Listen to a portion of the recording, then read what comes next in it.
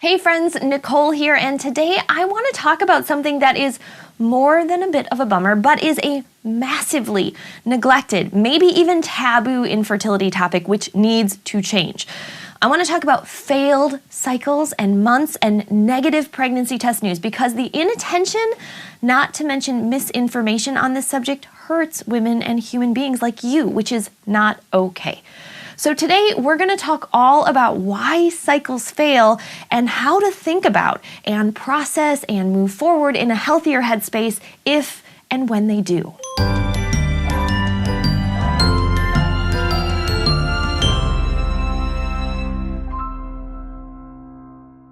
Here's what this video is going to cover. We'll do a negative news reality check where I'll cover some hard but super important fertility odds and statistics. I'll share 2 ways understanding these odds will help and totally protect you. And we'll wrap up on a super hopeful note with one big holistic takeaway that'll make moving forward after negative news a whole lot clearer and more empowered. Before I launch into these statistics, I want to acknowledge that seeing any fertility numbers and data can be majorly intense, and talking about negative tests and failed cycles can be a big trigger. I want to encourage you to check in, take deep breaths along the way, and stick with me. You are going to end up with a ton to get you through this miserable aspect of infertility, feeling way more informed and way more intentional, and you are brave and fabulous for wanting these things. Besides, whether you know them and understand them or not, fertility odds aren't going to change, and I really think knowledge is power. So let's get to it. The crappy reality is negative pregnancy tests and failed attempts at getting pregnant are pretty much inevitable for most people. Even in the most promising fertility treatments with the very best odds of success, donor egg IVF for example, negative results still happen 20, 30, even 50% of the time depending on the clinic and the exact circumstances. The average 35-year-old trying to get pregnant with good old-fashioned sex has an 80 to 85% chance of not getting pregnant at best each month. And while there might not be a lot of 25-year-olds watching this video, I know there are a whole lot of 30-something-year-olds who are telling themselves if they would have tried at 25, it would have been different. So let me tell you, even if you were 25 and trying with sex, your odds of not getting pregnant would still be 70 to 75% each month. So age clearly isn't everything here. The folks at It Aint say IUI, that's intrauterine insemination, odds of not getting pregnant again if you're under 35 are generally 80 to 90% per IUI cycle, and they go as high as 95 to 98% if you're over 40. The Society for Assisted Reproductive Technology, that's SART for short, has a handy calculator for estimating the odds of success while doing IVF. At the time I'm filming this in 2021, a 38-year-old with no known male or female fertility diagnosis has a 60% chance of not having a baby on their first IVF cycle, just under 40% chance of not succeeding after 2, and still a 30% chance of no baby after 3 IVFs, which means even with no known issues in either partner and IVF, a negative test isn't a freak thing at all. I know this sucks to think about, but simply put, negative results are way more probable than we like to believe, and certainly way more likely than many things out in the world of infertility treatments and fertility culture seem to suggest. Real data and actual numbers like these ones I just shared show us that when it comes to pregnancy, getting pregnant is almost always less likely than failing at getting pregnant. And when you think about it, of course it is. Pregnancy under the most perfect circumstances is complicated biology, and infertility adds legitimate medical factors and obstacles that make it even more complex. The body is wise, and I'm going to be honest, often a little bit picky about getting pregnant because it is a huge, huge commitment to grow a whole human being, and it wants to do it well and have the best possible setup for success. And hallelujah that we have so many amazing ways to understand and troubleshoot and work within this reality, because we do. But that said, even with the best science and the best technology, we are still a very, very long way from pregnancy being a slam dunk, and we need to know that. Don't worry, I'm going to come back to some really hopeful statistics in just a bit. But first, let's talk about why we need to face these really hard ones. First, it's not you, it's math. If we think pregnancy is statistically more likely than it actually is, and then we don't get pregnant, we tend to think it must be us and a singular failure of our bodies and fertility care, when it's usually not at all. I want to say this very, very clearly here. Not getting pregnant, no matter how much you put into it, and I'm talking energy, effort, money, technology, medications, monitoring, time, heart, soul, blood, sweat, tears, it doesn't mean you did anything wrong. It doesn't mean your clinic screwed up or that anything was missed or that anything is extra broken or particularly wrong. Things can be as perfect as we can make them, and we sometimes still will fail when it comes to pregnancy outcomes. And sure, we often get more super important info with each cycle and each passing month, but it's not like we were screwing around with our previous attempts. It's just that we have more data, and when we have more data, we can use it, and the only possible way to get more data is through trial and observation. That's not a prior mistake. It's the reality of how tricky and personal trying to have a baby and dealing with a complicated human body and biology are. So I'm not saying just brush yourself off and do the exact same thing over and over again. It's important to be thoughtful here, and of course I am a big, big fan of honing in and using good testing and technology and the best of both evidence-based Western and holistic treatments where they're appropriate. Definitely do these things.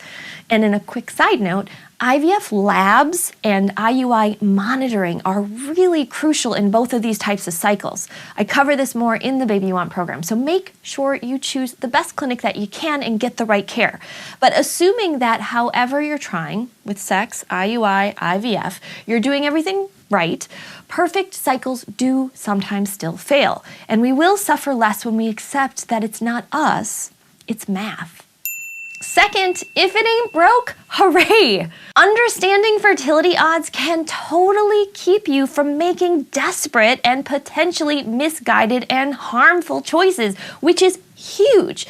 Again, if we think that a negative test has to be a sign that something went wrong or was missed, instead of just being statistically probable even when we do a good job, we get tempted to run towards unproven but oh so alluring fringy treatments with unfounded promises and no evidence to back them. At the same time, we have less time and energy to do legitimate self-care, and we also start to second-guess perfectly good fertility care that's likely to work if we can just stay the course, especially if we tweak what is evidence-based along the way and add things that make us feel more balanced and healthy as we go. These fringy choices are almost always the opposite of more balanced and more healthy. They're overwhelming, they're expensive, and I'm talking financially, physically, and emotionally, and at best, they might give us a little bit of placebo effect, but at worst, they set us back further and even make the next cycle less likely to work by sending us into even more threatened fight, flight, and freeze mode, which certainly doesn't trump everything when it comes to getting pregnant, but it definitely does matter.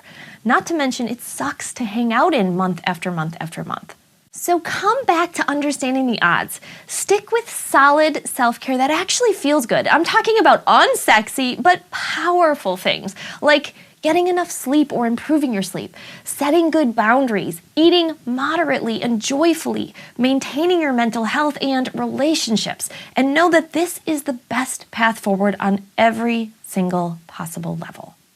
I can't tell you how many times I've seen a person get frustrated by a fertility doctor telling them to basically keep doing the same thing another time or 2 or 6, depending on what they're doing, who reluctantly accept that advice and then channel their desire to do something into solid self-care instead of those tempting but harmful fringy things, who then get pregnant, mostly through mathematical odds with some big picture improvement and self-protection thrown in for good measure.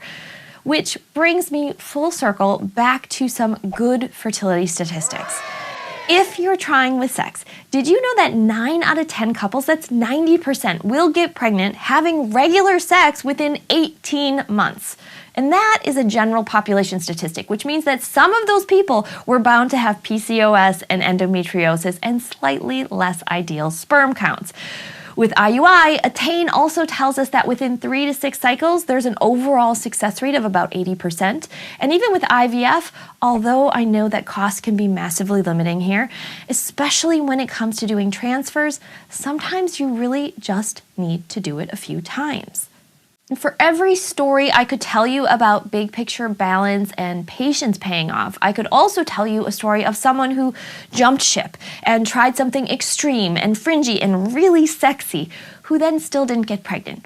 Often after spending a lot of money and getting more and more frazzled and getting their hopes up that they'd finally found the answer and convincing themselves that a baby was now practically a given, which is extra heartbreaking. And of course, I don't want to be overly simplistic and black and white here. I know someone's going to make a comment to share a story where the opposite of these things was also true and happened, and I have certainly seen these things too. My main point remains unchanged. More than anything here, this is about odds and statistics, and no matter how much you change or you don't change, outcomes often come down to that way more often than we want to admit. Accepting this reality, more than anything, gives us permission to put our energy where it really makes more of a positive difference and actually protects us, our quality of life, and does help our odds, albeit in much more subtle ways. Which brings me to the one big idea I want you to take forward from this video. The idea is to embrace something called radical acceptance. And the way I like to teach radical acceptance is it's basically accepting life on life's terms. Or you don't have to like it, but accepting this is how it works will save you a whole lot of trouble. Let me give you some examples. If you do not radically accept the reality of infertility odds and you get another negative test, you're going to think it's your fault and that something is really wrong. You might then buy $300 of fertility supplements because someone told you they might fix the problem that you may or may not have, but they end up just giving you gut rot. You might add another holistic appointment that actually makes you feel worse. I call that faux holism. Maybe your holistic person even tells you really awful things, like what one of my recent new patients was told by her prior acupuncturist after she had a failed IVF cycle, that maybe you aren't really ready for a baby and you need to believe harder. That's awful. Maybe that sends you spiraling into 3 days of tears and second-guessing everything you did the month before, like it did for her. Everything here moves you towards a disempowered scarcity mindset.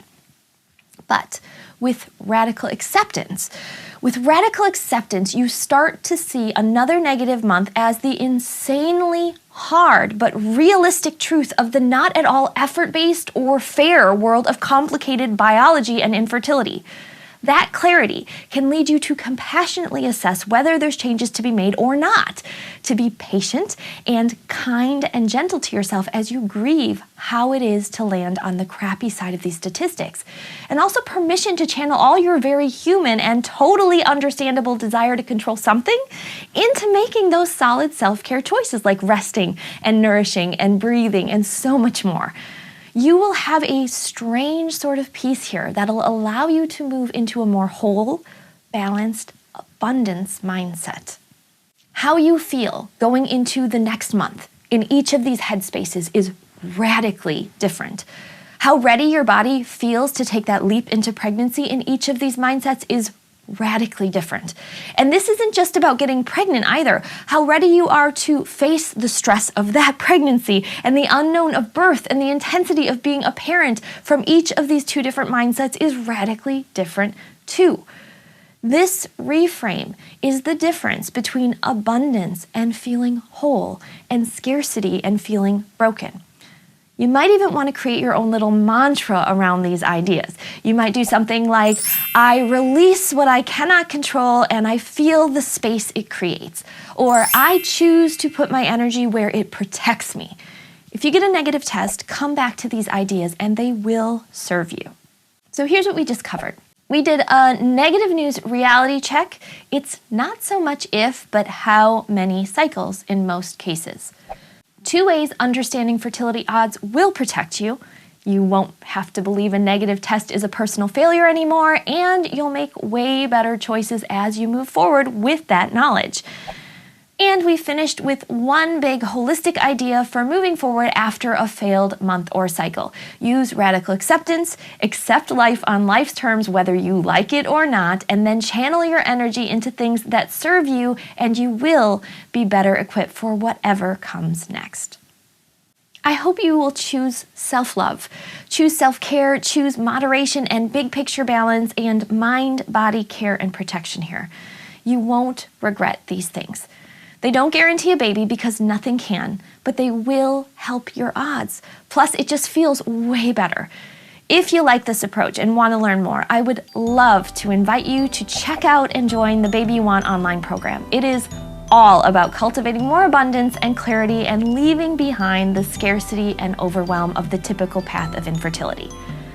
I am so honored to support you. I know this is a really vulnerable place in your life, so thank you for hitting play on this video. I know this was not an easy one. Please subscribe and share this channel with your fertility friends.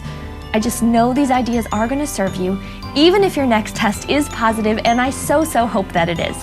Thanks again for inviting me in, and I'll see you soon.